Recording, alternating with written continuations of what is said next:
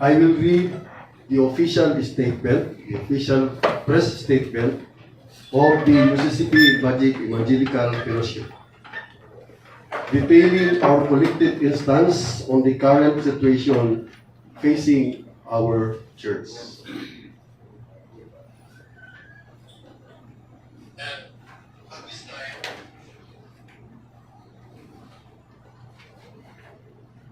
UCCP Evangelical Fellowship, rooted in the gospel, reforming the church, faithful to Christ alone. Defending the faith, polity, and mission.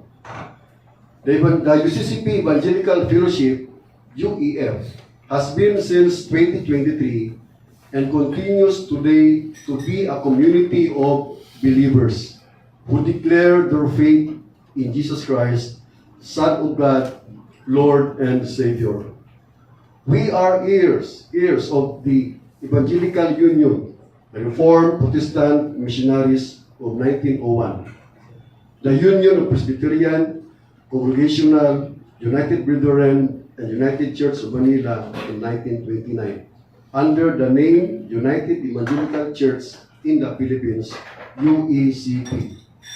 Of the wartime union, the Evangelical Church in the Philippines, ECP, in 1943, and the Union of UECP, ECP, and the Philippine Methodist Church, PMC, which became the United Church of Christ in the Philippines, UCCP, in 1948.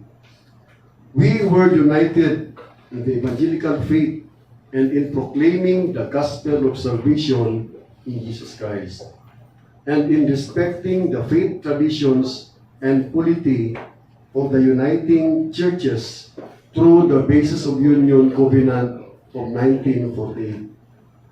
We come together to issue a warning about threats of division of the faithful from three sources. One, those who do not respect our evangelical and reformed faith tradition. Two, those who wish to restore a discredited polity based on the supreme authority of kings and bishops against democratic governance in the local churches. And three, in Marxist scientific ideology that proclaims the redundancy of God. The threat against the evangelical and reformed faith comes from ignorance of history.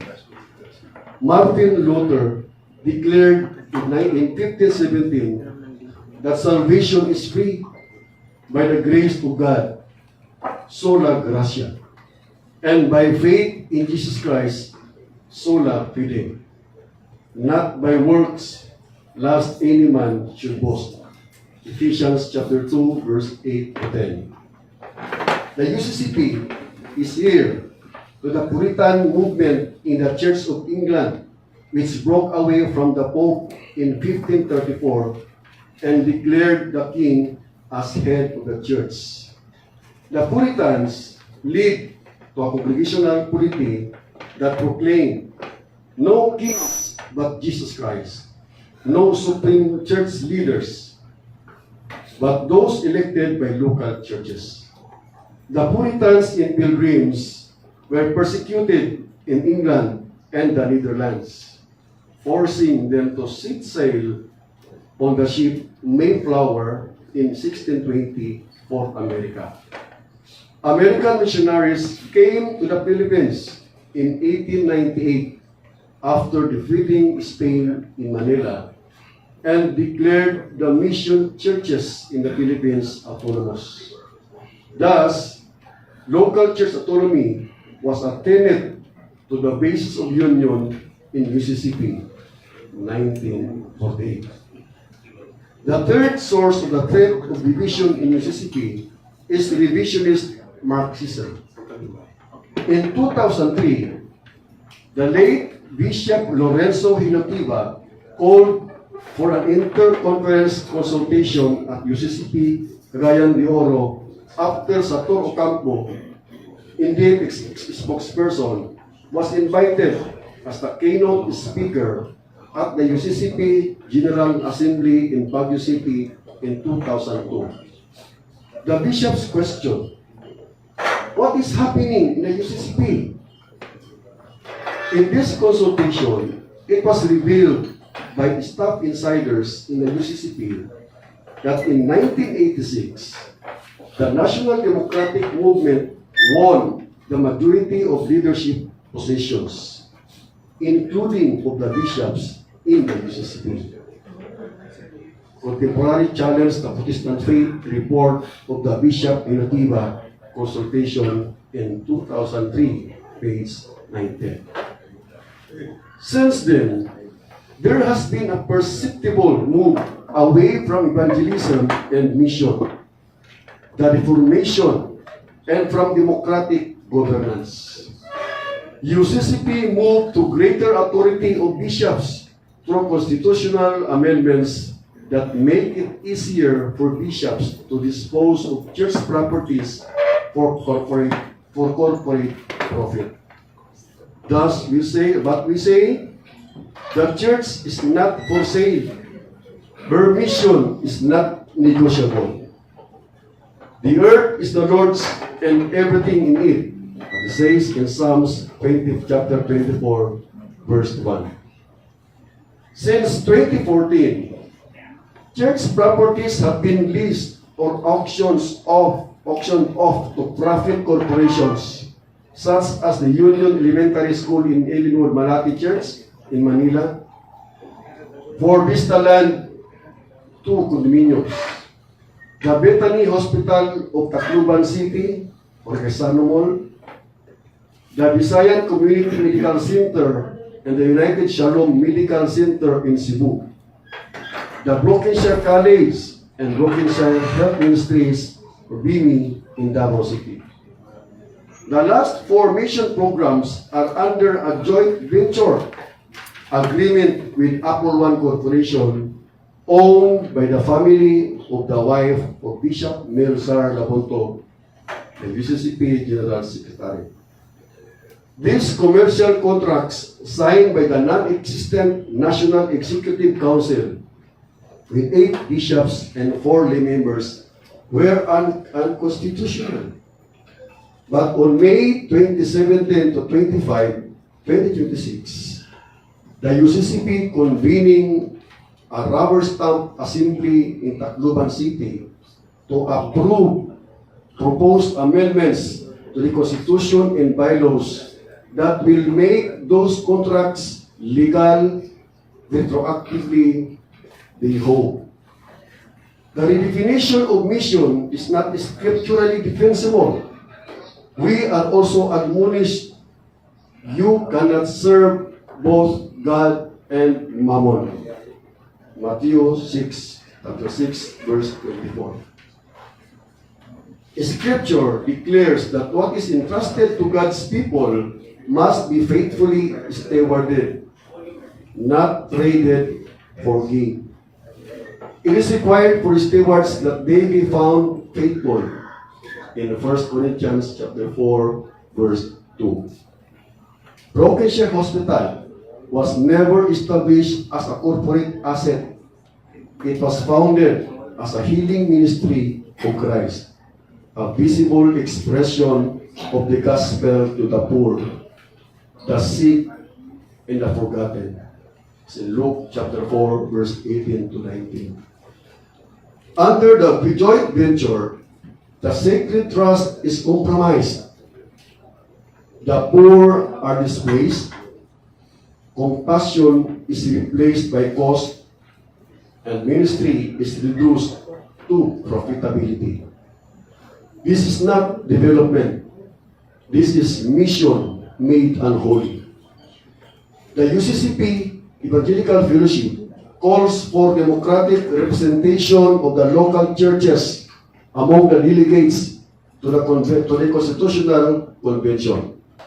Oppose proposed amendments that, number 1, centralize authority among the clergy, expanding powers of the National Executive Council to approve projects and concentrating authority in the National Council. Number 2, weaken local church autonomy, requiring properties to be registered in trust for UCCP, effectively removing local ownership and undermining the historic principle that the local church is the locus of mission. Number 3, institutionalized control over church ministries. National structures are gaining control over church institutions, including hospitals, schools, and service agencies, opening pathway for joint ventures without genuine obligational consent. And number 4, retroactively justify questionable transactions. A violation of covenant and constitution. The UCCP's own polity affirms the General Assembly is the highest authority. The participatory and covenantal nature of decision making. The stewardship of church properties for mission, not commercialization. Yet, the joint ventures and proposed amendments bypass genuine consultation, silence local church voices, reconfigure governance to enable top-down control. This is not covenantal unity. This is institutional coercion. Jesus himself gives the church its clearest warning. My house shall be called a house of prayer, but you have made it a den of robbers. Stated in Matthew chapter 21, verse 13. UCCP is called to heal the sick. As in Luke chapter 4, verse 18. Serve the poor, the sick, and the forgotten. In Matthew chapter 25, verse 40. And stand as a prophetic witness, stated in Micah chapter 6. Away our mission institution, we silence the church and weaken UCCP's purpose. We call upon the national leadership, the UCCP national leadership, to cease transfer of delusion of church ownership, to disclose all agreements and transactions transparency, and submit to constitutional accountability. Number 2, the Constitutional Convention reject amendments that centralize power, undermine local autonomy, and enable loss of church mission properties. Number 3, to the whole UCCP constituency, stand affirm in the faith in 1 Corinthians chapter 16, verse 13. Defend the church mission and evangelical heritage, and refuse the profit-driven ventures. Our commitment, the UCCP Evangelical Fellowship, will pursue all ecclesiastical and legal remedies, call for the full restoration of BIMI ownership to the General Assembly and rightful church bodies, continue to proclaim Christ faithfully without compromise. This is the official press statement of the UE.